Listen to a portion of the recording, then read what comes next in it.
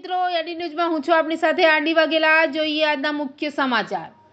સુરતના ઉધનામાં જરી બનાવવાની ફેક્ટરીમાં ચોંકાવનારી ઘટના સામે આવી છે। મળતી વિગતો મુજબ જ્યાં એક 42 વર્ષીય મહિલાનો સાડીનો છેડો લિફ્ટમાં ફસાઈ જતા દુર્ઘટના સર્જાઈ હતી, જેમાં તેમનું કરુણ મોત નીપજ્યું હતું। સમગ્ર મામલે ઉધના પોલીસ સ્ટેશનનો સ્ટાફ ઘટના સ્થળે પહોંચ્યો હતો અને મૃતદેહનો બહાર કાઢી પોસ્ટમોર્ટમ અર્થે હોસ્પિટલ મોકલી આપ્યો હતો।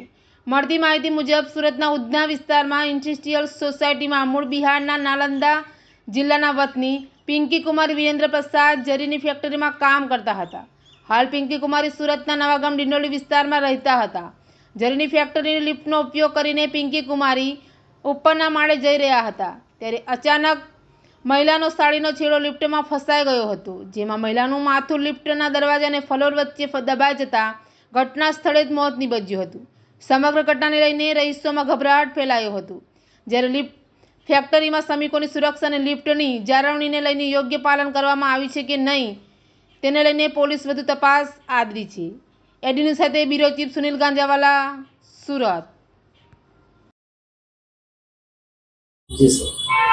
આજે તારીખ 24/8/2025 સવારે 8:30 વાગ્યાના સુમારે ઉધના સોલાપુર કમ્પાઉન્ડ જે છે એમાં બજરંગ ડાઇંગની બાજુમાં પ્લોટ નંબર 21 શુભલક્ષ્મી જરીના કારખાનામાં એક બનાવ બનેલ હતો। એમાં જે એક મહિલા છે પિંકી વિરેન્દ્ર પ્રસાદ કે જેમની ઉંમર આશરે 45 વર્ષ છે, આ મહિલા જરીના કારખાનામાં છેલ્લા 6-1 માસથી ત્યાં આગળ કામ કરી રહ્યા હતા।